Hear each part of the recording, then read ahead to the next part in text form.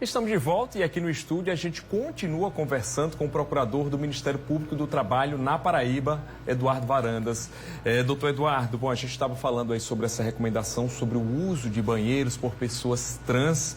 E aí a gente percebe por algumas críticas, comentários em redes sociais, a gente recebeu ligação já aqui, inclusive na redação, as pessoas estão entendendo isso, o direito da pessoa trans com o direito de toda a comunidade LGBTQIAP+, ou seja, eles estão achando que só por a pessoa ser dessa comunidade vai ter direito a acessar qualquer banheiro. E não é, a gente está falando especificamente do público trans, não é isso?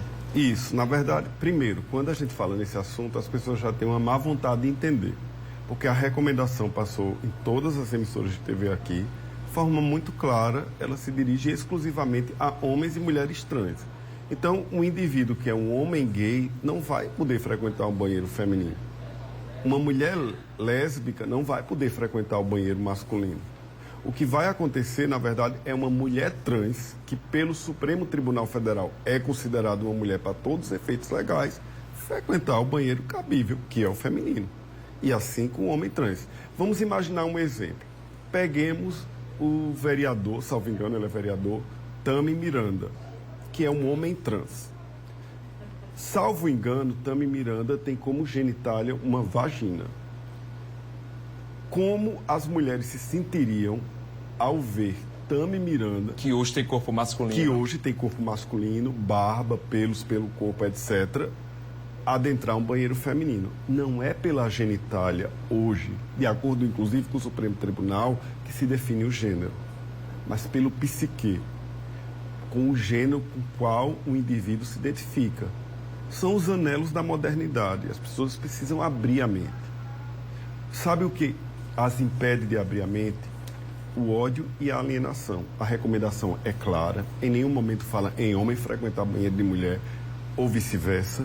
Nem não estende a toda a população LGBTQIAP+, só fala em homens e mulheres trans. Então, suponho eu que quem não me entendeu é por má vontade ou preconceito. Exatamente. O senhor citou aí o exemplo de Tami, né? E a gente, por exemplo, na entrevista, a gente conversou com o professor, deixa eu só conferir aqui, Renato, né? Que ele é um homem trans. Imagine ele, que nasceu, né, no sexo feminino. No sexo feminino, mas tem um corpo masculino. Imagine ele entrando, então, no banheiro feminino, de acordo com essa lógica que se propaga. Então, a confusão que geraria, né? Às vezes, talvez ele nem tivesse tempo, poderia ser agredido, nem ter tempo de se explicar. Então, naturalmente, por ter o corpo masculino, é mais até seguro que ele vá direto ao banheiro masculino, porque aí não vai evitar essa confusão de a pessoa, sem saber, né, estranhar e gerar toda essa confusão, ser mais um ponto de violência. E tem um né? outro ponto também muito estranho, é que sugeriram criar um terceiro banheiro. Não é possível, porque essa é a nítida discriminação. Então, os cidadãos de primeira classe frequentam o banheiro masculino e feminino e os subcidadãos frequentariam um terceiro banheiro. Não tem lógica, nós não temos, nesse aspecto dos trans, que são binários, um terceiro gênero. É homem, trans e cis, mulher, trans e cis.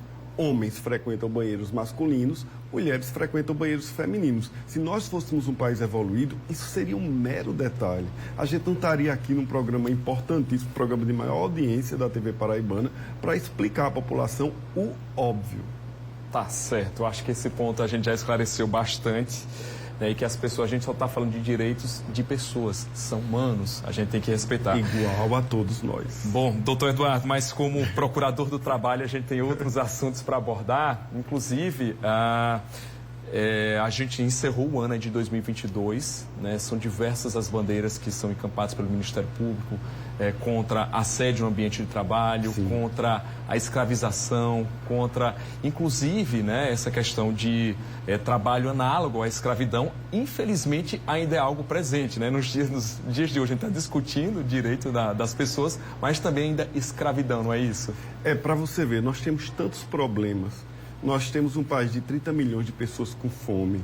Nós temos ainda a escravidão moderna, que nos últimos 4 anos houve uma piora, houve uma deficiência na fiscalização. Nós temos mais crianças trabalhando, basta você andar pelas ruas de João Pessoa, crianças que não estão na escola, que estão nos semáforos, expostas a todo tipo de assédio. E as pessoas preocupadas com o banheiro. Isso me causa, assim, uma certa estranheza. Ministério Público continua com todas as suas bandeiras. A nossa prioridade absoluta sempre foi o combate à exploração sexual de crianças e adolescentes, o combate ao trabalho escravo, ou seja, nossa bandeira é a dignidade do ser humano. Então, nós estamos sempre abertos a denúncias, sonegações de verbas trabalhistas, porque a gente entende que 1/3 da vida da gente a gente passa no trabalho. É o trabalho que põe um pão na mesa da gente. Então, sem o trabalho, a gente não sobrevive. Então, trabalho é vida. E sem vida não tem nada. E para esse ano 2023, quais são as principais ações que estão sendo planejadas? Bom, nós temos vários projetos para empregabilidade LGBT. Nós temos a Força-Tarefa de Combate ao Trabalho Escravo, que agora vai voltar super fortalecida, inclusive não só na Paraíba, mas em várias áreas pelo Brasil, garimpo ilegal, pedreiras, desmatamento, etc. Nós temos a questão do MPT na escola, que é para fortalecer o vínculo da criança com a escola e evitar a exploração da criança no trabalho precoce. Ou seja, é uma área extremamente vasta. Nós temos o combate às fraudes no trabalho, temos aquela discussão muito complexa da uberização, até que ponto aqueles entregadores que trabalham às vezes 12, 14 horas por dia podem ser explorados daquela forma, naqueles aplicativos de entrega de alimentos. Então, nós temos um mundo extremamente desafiador, onde a gente luta contra uma economia extremamente feroz que insiste em ignorar a humanidade que está entre nós e nos transformar em máquina de trabalho para produzir lucro para outra. Então, é um aspecto sempre muito desafiador. O Ministério Público tem várias coordenadorias, cada coordenadoria lida com um aspecto desse, porque todos, como você pode perceber, são temas assim bem complexos, mas eu acho que a gente vai conseguindo pequenos avanços e desses pequenos avanços, grandes avanços virão. E bom, e para cada uma dessas ações, o senhor e o Ministério Público do Trabalho, de uma forma geral, pode contar aqui com a gente, não só do Correio Debate, como também da TV Correio. Eu queria agradecer aqui, né, por o senhor estar participando, tratando, esclarecendo pontos tão importantes, polêmicos, mas importantes, né? E aí a gente viu que são muitos assuntos, infelizmente o tempo é curto, mas já fica o convite para uma próxima oportunidade aqui. A gente que agradece a nossa parceria com a TV Histórica, então a gente está sempre à disposição. É verdade. Muito obrigado, então, e boa tarde para o senhor.